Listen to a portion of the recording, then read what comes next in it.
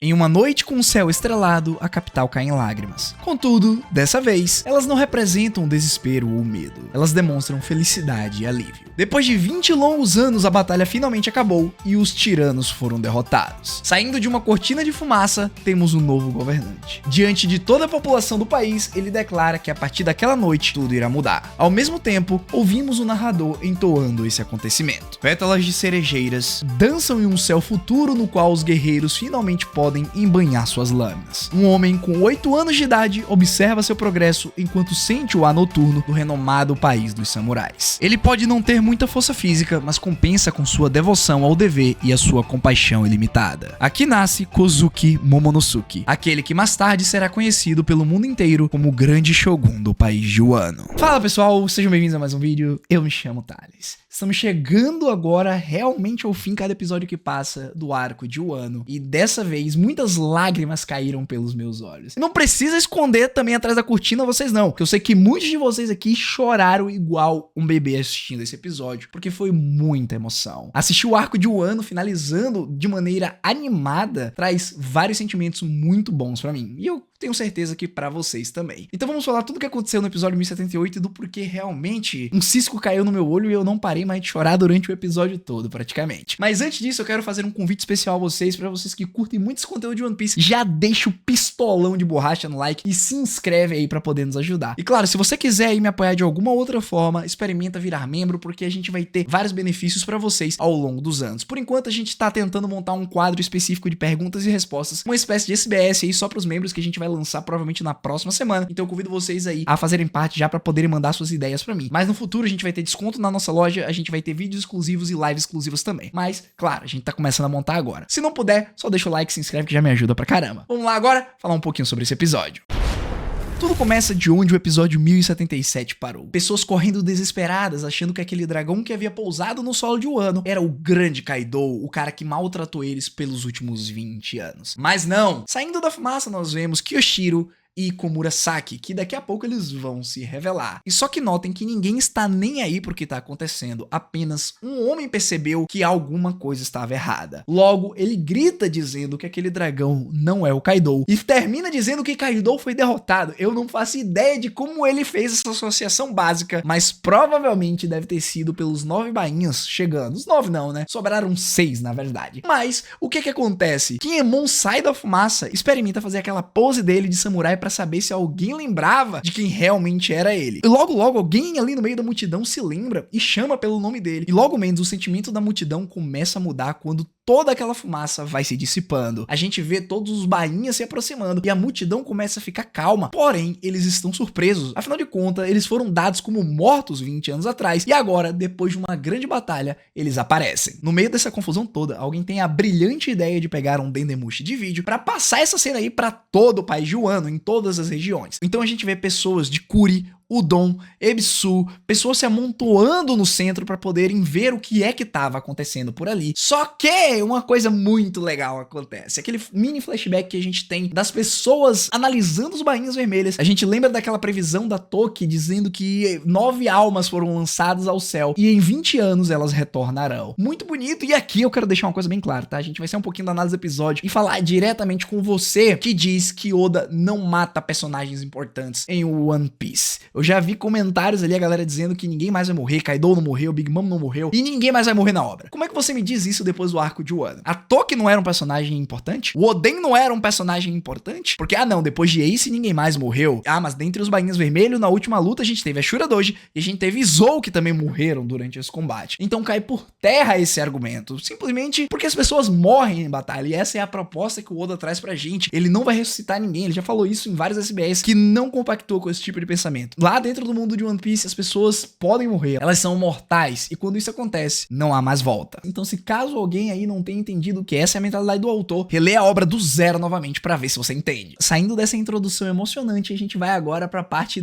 Yamato se apresentando pro bando do Chapéu de Palha. Acho que ninguém ali ainda o conhecia, e lá ele se apresenta como o Kaido no Muskou, ou seja, filho do Kaido. E aí, naquele momento, a gente vê o Frank e o Brook ali desesperados, achando que alguém ali vai querer briga, o Usopp se escondendo.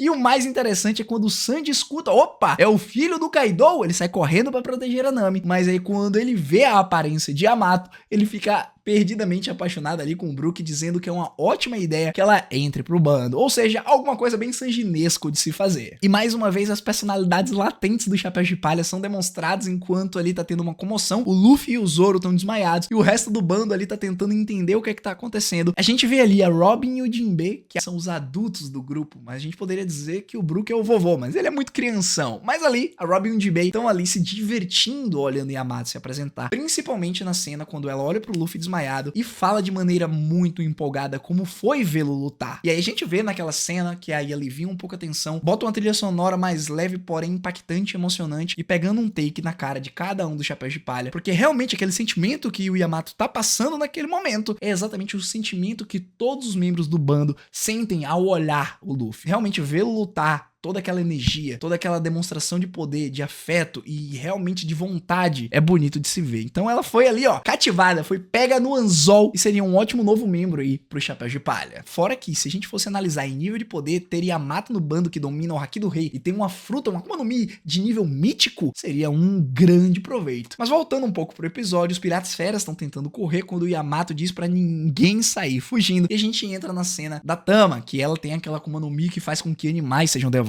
a ela, e ela explica que depois de um mês eles não vão ter mais esse sentimento, a menos que sejam por opção própria. Aí aquela ex-general lá dos Piratas Fera diz que quer ficar muito perto dela, só que ela admite que não quer vê-la como uma serva, mas sim como uma mãe. Cara, que bonito, que impactante, que emocionante, porque isso tá muito vinculado logo a uma cena da frente que a gente comenta já já, mas ali todo mundo se emociona porque a Tama é realmente, por mais que ela seja forte, tenha participado da batalha, ela é uma criança bem pequenininha que perdeu os pais quando era menor ainda e só quer ter o sentimento de ter uma mãe por perto, alguém pra criá-la e alguém pra ter aquele afeto ali. Porque desde cedo ela foi ensinada a se virar sozinha, mas não foi nem pelas outras pessoas, mas sim pela necessidade e por todo o contexto que o país estava passando naquele momento. Então, claro que a Pocoyo lá se sente muito feliz e a Nami cai em lágrimas.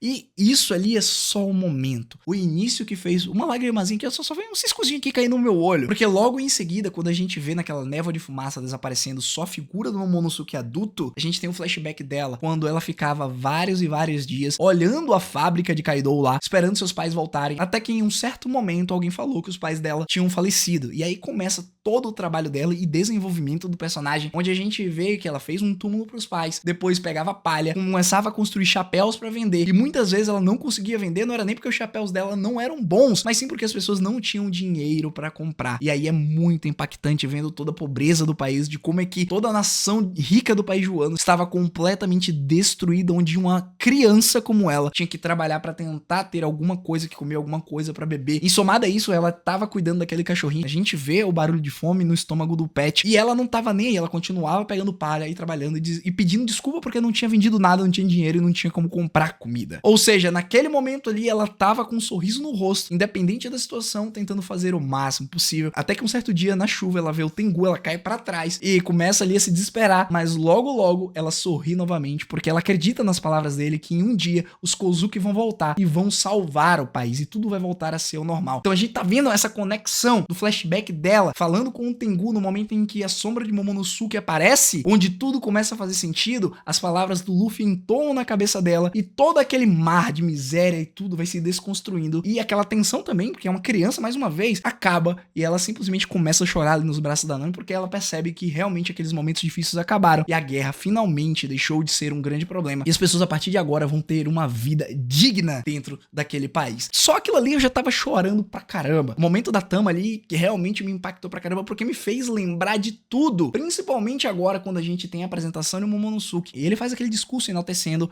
as pessoas que sacrificaram desde Whole Cake até ali pra fazer aquela situação se tornar possível. A aliança Ninki, Ninja, Pirata, Samurai foi estabelecida e Kaido foi derrotado. Aí a gente vê lá o Pedro sacrificando, a gente vê o Ashura Doji, a gente vê o Yasue, a gente vê o Izuo, todo mundo morrendo ali mais uma vez. Como é que você diz que pessoas importantes e que criaram afinidade com a gente durante os últimos atos não morrem? Ah não, o personagem principal não morre. Tá claro, o Luffy não vai morrer, cara. Bando Chapéu de Palha a gente não sabe, né?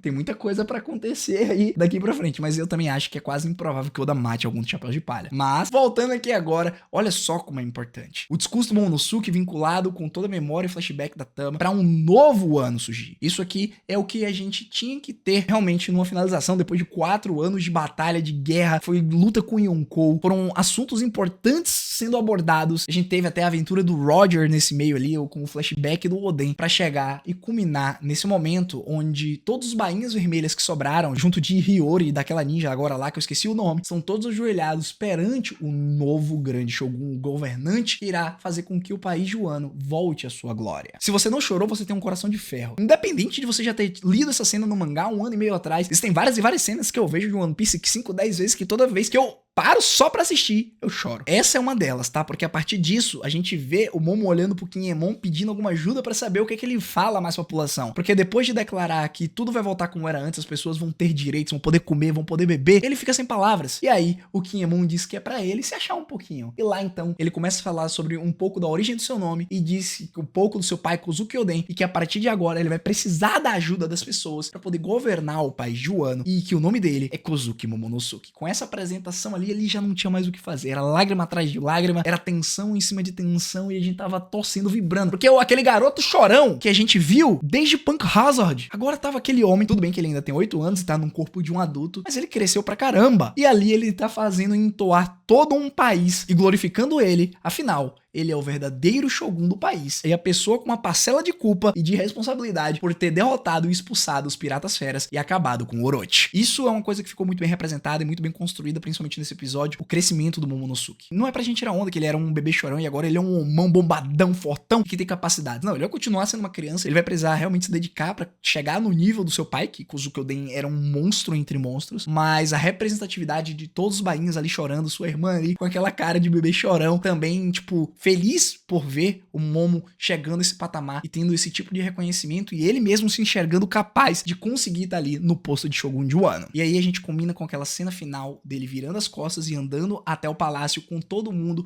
atrás dele, fechando isso de maneira muito bonita, porque se a gente for lembrar, era exatamente assim que Oden andava. Quando ele se virava pra ir embora, todos os bainhas vermelhas seguiam atrás dele. Então só em eu lembrar dessa cena aqui falando pra vocês, eu já quero chorar de novo, porque é muito bonito, é muito representativo, é algo que fica na sua mente. E essa é a beleza do One Piece. Essa cena é uma entre centenas, eu diria até milhares, de que o Oda pensou e criou para nos fazer nos sentirmos exatamente dessa maneira. O sentimento de liberdade, de conquista e de amadurecimento. E isso aí foi a representatividade do final do arco de Wano. Então agora eu gostaria de perguntar a vocês como vocês se sentiram em relação a esse episódio. Não teve batalha, mas teve muita história e teve muito impacto. Sem pensar duas vezes. Comenta aqui embaixo se você gostaria de acrescentar alguma opinião, algum pensamento, alguma coisa que realmente chamou sua atenção e eu não falei nessa análise, porque daí a gente continua conversando. Se você chegou até aqui, eu gostaria de pedir pra você se inscrever no canal e deixar o like, que me ajuda bastante. E se puder, vire membro, que eu vou ser muito grato infinitamente. Foi um prazer estar apresentando esse vídeo pra vocês. Até a próxima. Eu fui.